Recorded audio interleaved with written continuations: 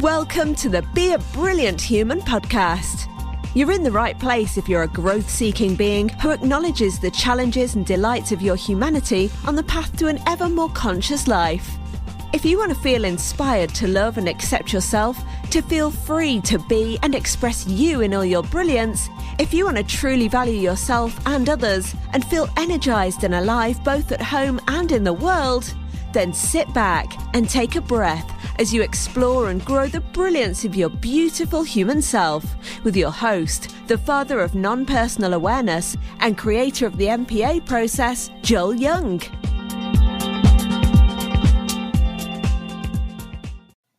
Hello, and welcome to episode 22 of the Be a Brilliant Human podcast with me, Joel Young. Welcome if you've just found us. I'm so glad you're here. You're in the right place. If you want some practical awakening, some of my musings on becoming a brilliant human in your life. And you regulars, you know, I so appreciate you spending a part of your day with me listening to this show.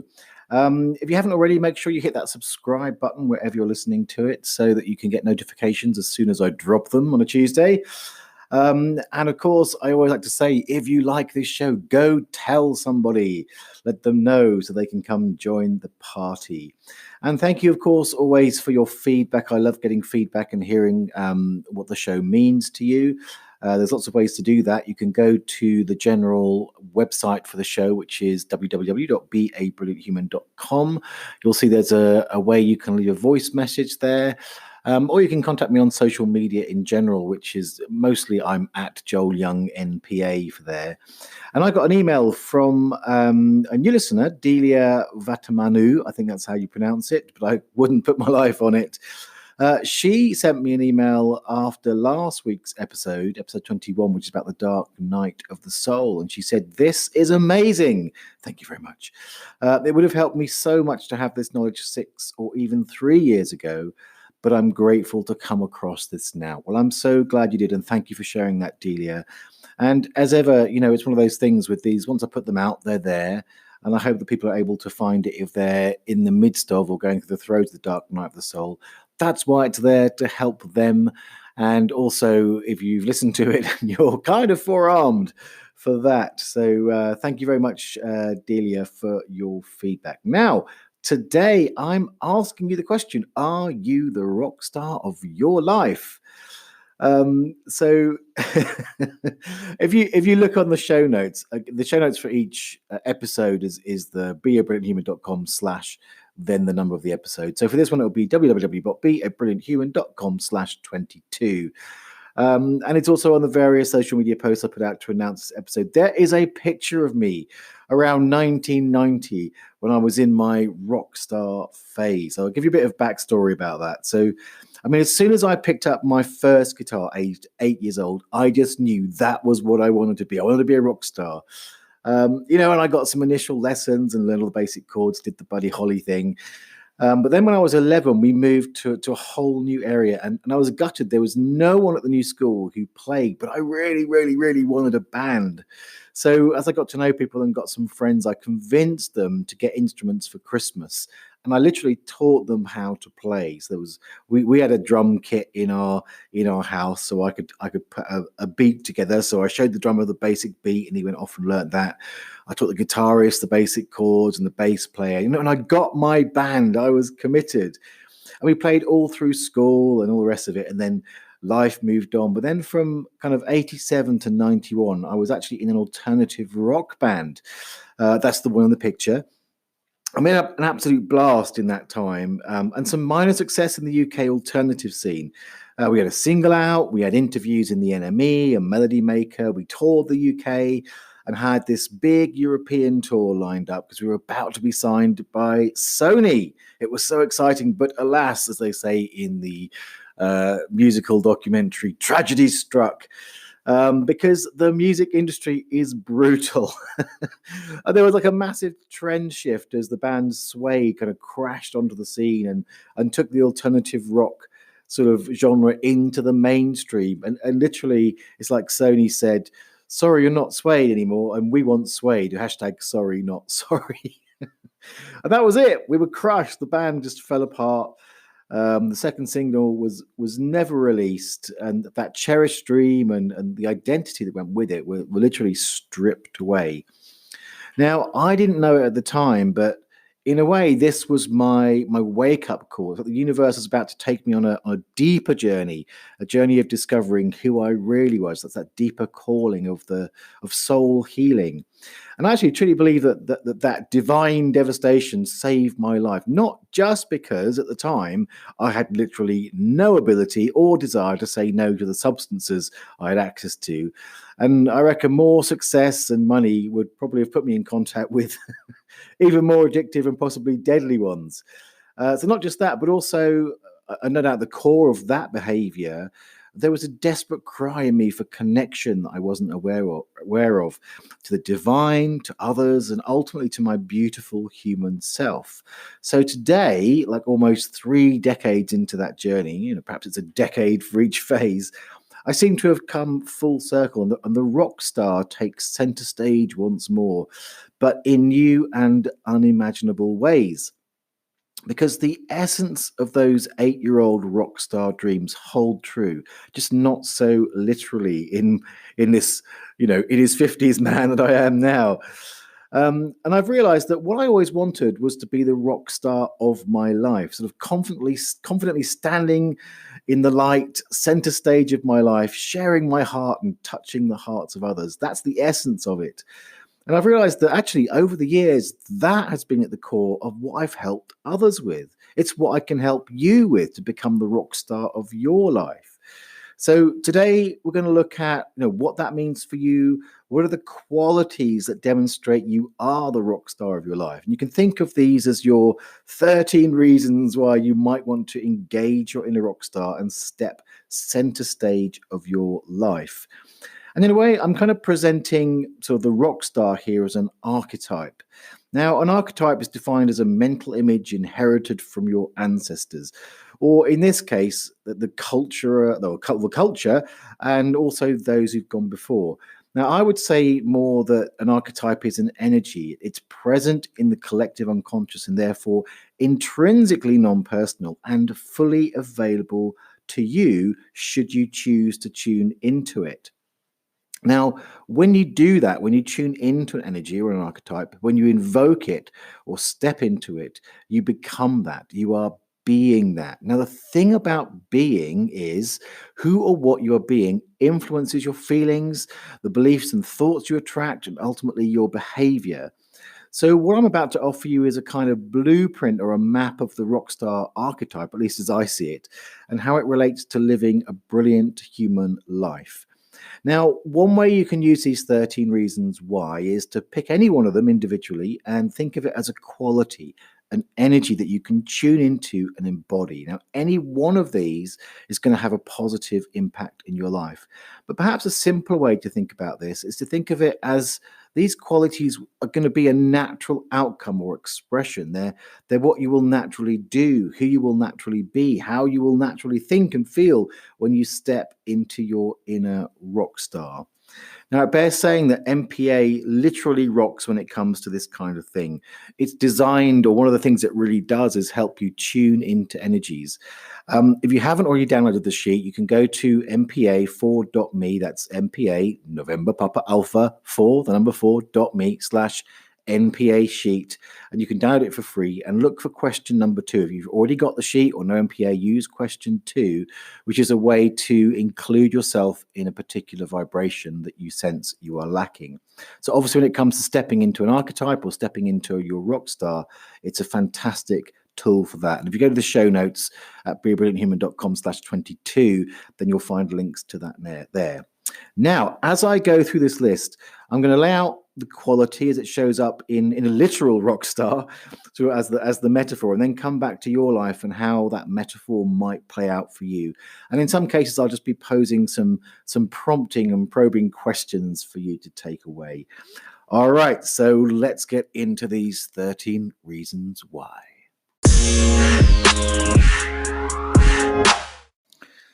Okay, so number 1 is in your rock star, you are free to stand up and be seen. Now, a rock star literally gets up on stage and on camera so that their music, their expression is seen. It's not that they don't have their insecurities, by the way, or even imposter syndrome. It's just that they're willing to get out there. And when they get their moment, they kind of go for it 100%. This is me. Here I am. This is my thing, baby. I believe. That's the rock star attitude. So they really are free to just get up there and do it regardless. Now, in your life, whatever your thing is, the question is, are you willing to share it?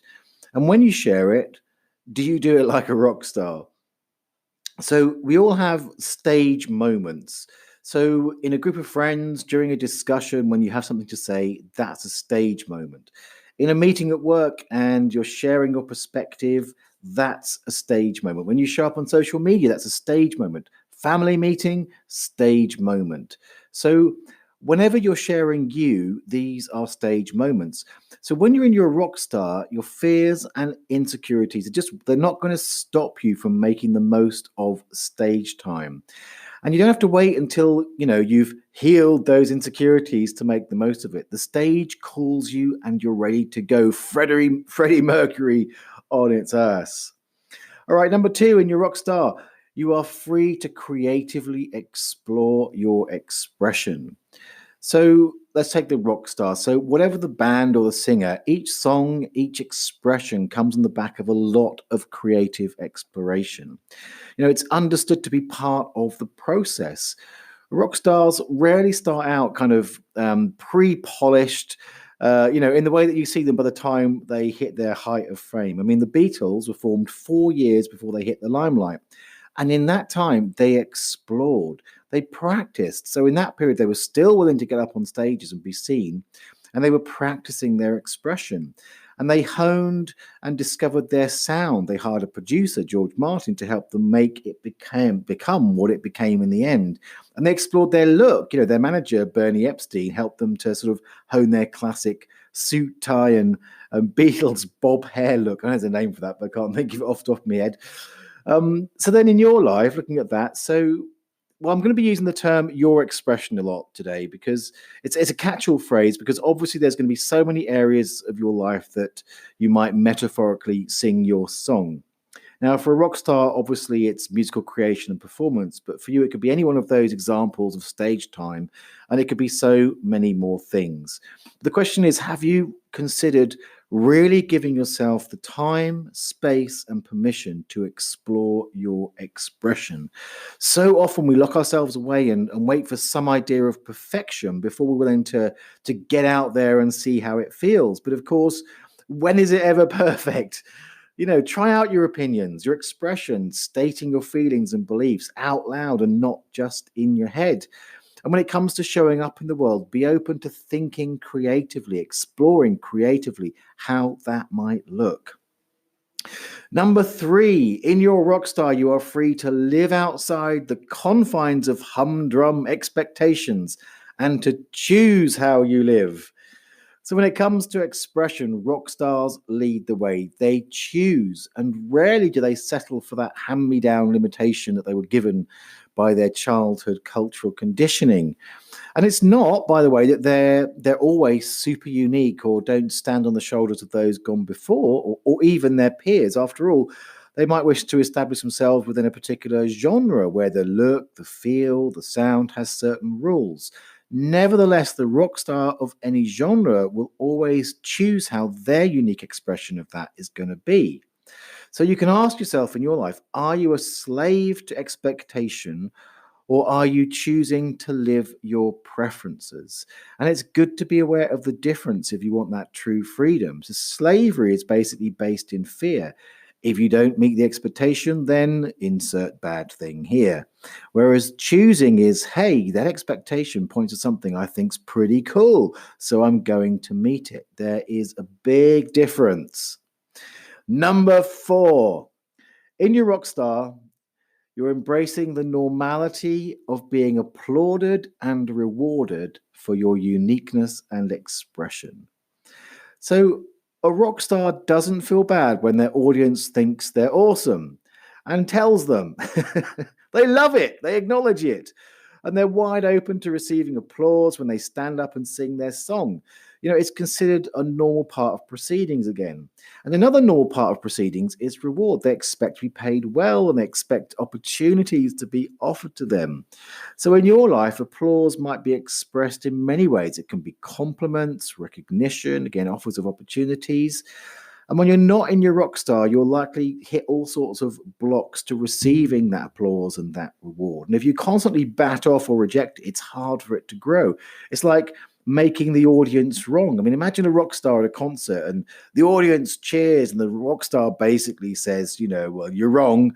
In fact, you're horribly misguided, and perhaps you're even making me feel highly uncomfortable with your praise.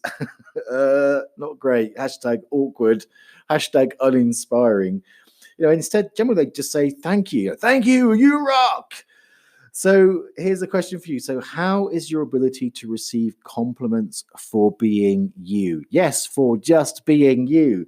How good are you at receiving compliments for that? And are you willing to practice just saying thank you when those compliments and rewards come? Which brings us to number 5. In your rockstar, you are living in abundance, doing what you love.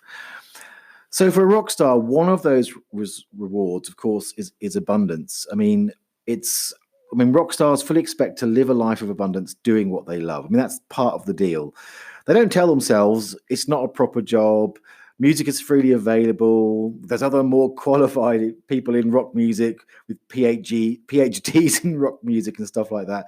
So I probably shouldn't charge. No, abundance is part of the archetype.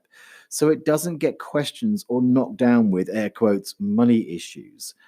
So in your life, of course, abundance comes in many forms. Money is often our first thought, but it's about so much more: connection, love, freedom of choices, and it's really a matter of your own definition for it. It's what you want plenty of.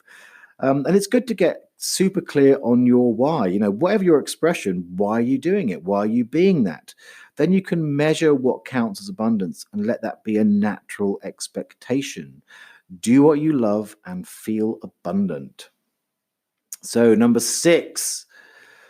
In your rockstar, you're confidently aware of the impact you have on those you touch. Now, I can tell you from experience that a rockstar is very aware of the impact and influence they have on those they touch. Whether it's hearing from fans or just witnessing the audience response, it's really, really clear. Now, in one sense, that brings a certain responsibility, but perhaps more importantly here, it's about having a sense of purpose and feedback that what you do matters. So in our lives, sometimes we blind ourselves to or literally deny that simply being us has an impact. Part of batting off applause is batting off or closing off the route to that important feedback that tells you that you matter, that your expression matters. And when you open to it, it creates a really, really highly important positive feedback loop that fuels and feeds your sense of purpose. And a rock star will ask the audience, "Are you having a good time?" Crowd goes wild. So if you're not sure if you're having an impact, ask people. Ask them how you impact their life, and you'll get that wonderful feedback loop going. So number 7, in your rock star, you're willing to embrace the imperfection of your humanity and let your genius shine. So rock stars are full of human imperfection. Have you noticed? But they don't let it stop them from getting out there and sharing their music. They don't have that equation. I have to be perfect first. The genius comes through regardless. And often those imperfections are actually the very vessel that lends their expression to its beauty. So, Mozart, a classic rock star of the late 1700s, was a prime example, riddled with human imperfection, yet he stood fully in his music, in his innovation, and in his quirkiness. And his music is considered still today some of the greatest of all time. So, okay, let's look at your life. So, living a human life is not a race to enlightened uniformity. Okay, we are all at our source pure, colorless light. but it's the refraction through our unique cracks and flaws that create the wondrous diversity and coloration of our planet. So don't let imperfection and your humanity or your human frailty stop you. In fact, embrace it. Chances are the genius, lasting power, and uniqueness of your expression are inherently wrapped up in those very imperfections. All right, number 8. So in your rockstar, you're imbued with, so that again, imbued with the inherent freedom that comes from knowing that not everyone will love your music, but your crowd get you and show up because you mean something to them. Excuse me. So rock stars. So a rock star doesn't expect every human being to love their music.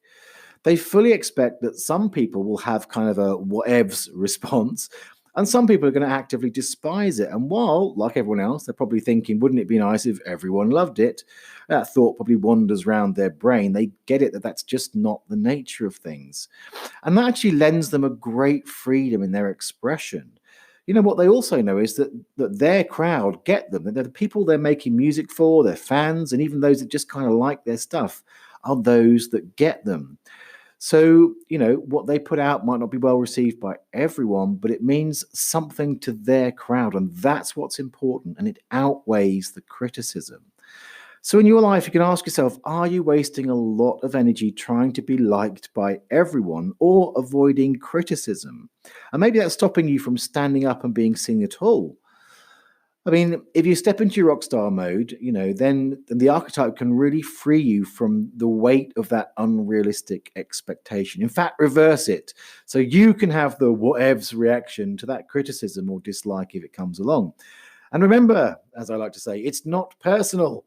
And certainly, you know, one of the greatest gifts of practicing the MPA process is that very freedom, not taking other people's prejudicial criticism or dislike personally. So obviously, I recommend that you use the process if this is an area that challenges you or prevents you from stepping center stage of your life. Number 9. In your rockstar, you're eager to get out there with passion and purpose to promote your cause, your message, your idea, your work, your soul's music. So a big part of any rock star's life is promotion. They promote themselves and their expression. You know, it doesn't serve them to hide away. They understand that, you know, if they want to be seen and heard, then they need to let people know there's something to listen to and why there is something in it for their audience to take time to listen. They lobby for airplay on the radio. They do press conferences, talk shows, PR stunts. You know, they tell people what their songs are about. And, you know, sometimes later in their career, you'll see this. You know, they use their platform to address and bring attention to the wider issues that are important to them. So let's look at your lives. Have you ever had that situation where you have something important to say, perhaps to your lover, your family, your boss even, but you wait for them to ask if you have something to say, or you wait for some perceived permission or moment that seems like a good time? But so often that good time doesn't come when your words stay unsaid. And perhaps, you know, you silently settle into that kind of victimhood. What's the point? Nobody cares about my opinion. You know, or perhaps you have some, you know, creative project that you hide away. You know, who wants to hear about this? That reminds me of Marvin, the paranoid android from The Hitchhiker's Guide to the Galaxy. I digress. If you haven't come across The Hitchhiker's Guide to the Galaxy, I highly recommend it. Anyway, but that never sees the light if you have this who wants to hear about this kind of attitude. And what a loss to the world that is. You know, what a disservice to your beautiful self, to your creation, to your message. You know, why deny to the world this God-given gift that is your expression? So, my friend, invoke your rock star, your inner rock star, and let people know that you have something to be heard and seen and that it matters. I mean, it can be as simple as, there's something I need to say. You know, say to your lover, your partner, your boss, there's something I need to say. That in itself can just break the bubble and get things moving. All right, number 10. In your rock star, you have an acute sense of community, connection, and that all creation is co-creation. So a rock star isn't a rock star without a community. There's the musicians, there's the studio engineers, the producer, arrangers, managers, There's the record company, all their staff, the publicist, the press, the stage managers, the lighting expert for the gigs, and the list goes on. And of course, let's not forget the fans. And a rock star is aware of the co-creative component of their success. And this is true in your life. Whatever your expression is, there are many parts and unlikely many people at play. Those parts could be in or out of it. There's definitely many parts at play. You're never alone. And whether you realize it or not, your expression couldn't exist without others. We all have support mechanisms, but outside those sort of outwardly creative endeavors, like being a literal rock star, it's not always so obvious. But they are there, and the principle of acknowledging whatever shape that community, connection, and co-creative element shows up for you is important, because a system like that requires the flow of energy in all directions. Which brings us to number 11. And number 11 is, in your rockstar, you're filled with gratitude for the support it takes to allow you to be center stage, balanced with positive entitlement. That's worthiness and deserving. So in a way, it's a bit similar to the last one, but this one focuses more on gratitude balanced with deserving.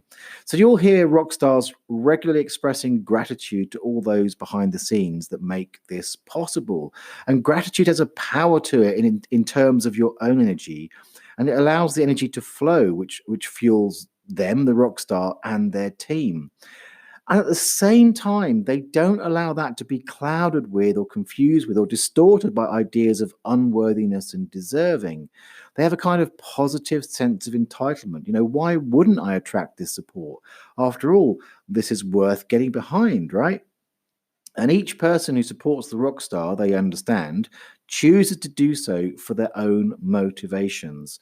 So I've got a couple of questions for you in your life here. So here's question number 1 is, what if you could bring that same balance of positive entitlement balanced with gratitude to all of your expressions? And number 2 is, what if the idea of unworthiness and undeserving seemed like the most ridiculous idea in the universe? Sit with that one. So number 12. In your rockstar, you have an awareness that you and your expression are always evolving. Now, rock stars give themselves permission to evolve. In fact, they often understand that allowing that evolution is part of their long-term success.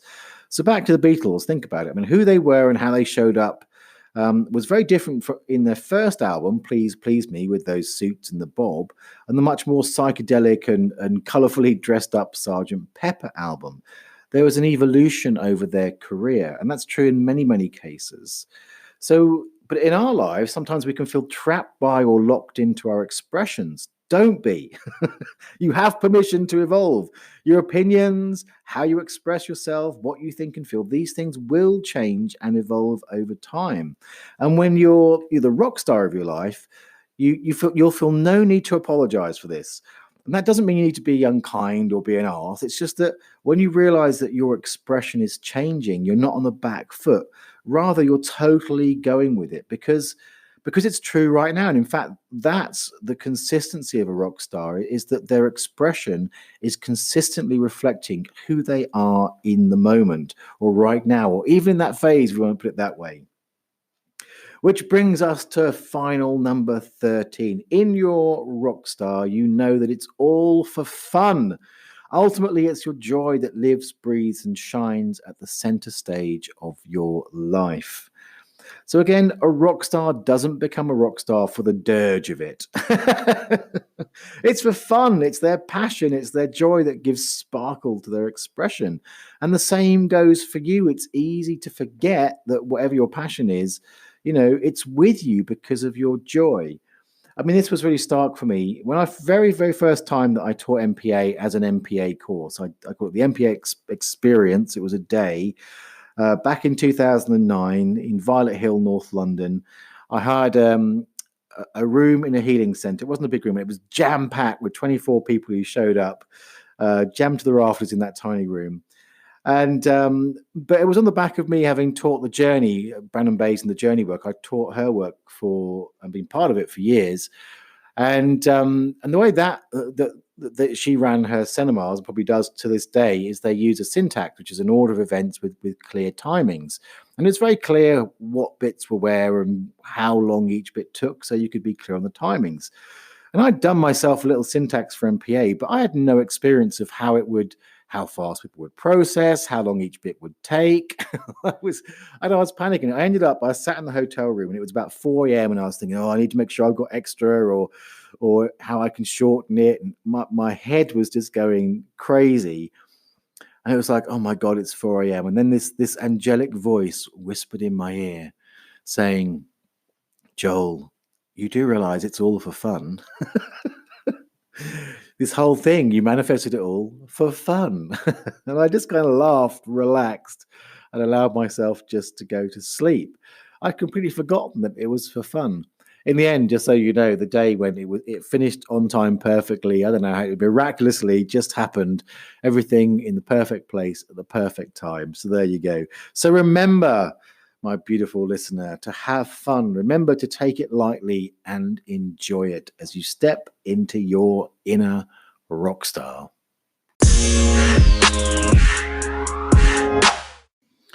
So that's a wrap for today. Thank you so much for listening. As ever, I hope that this stirred you, touched you, and gave you a perspective that helps you up your game in some form.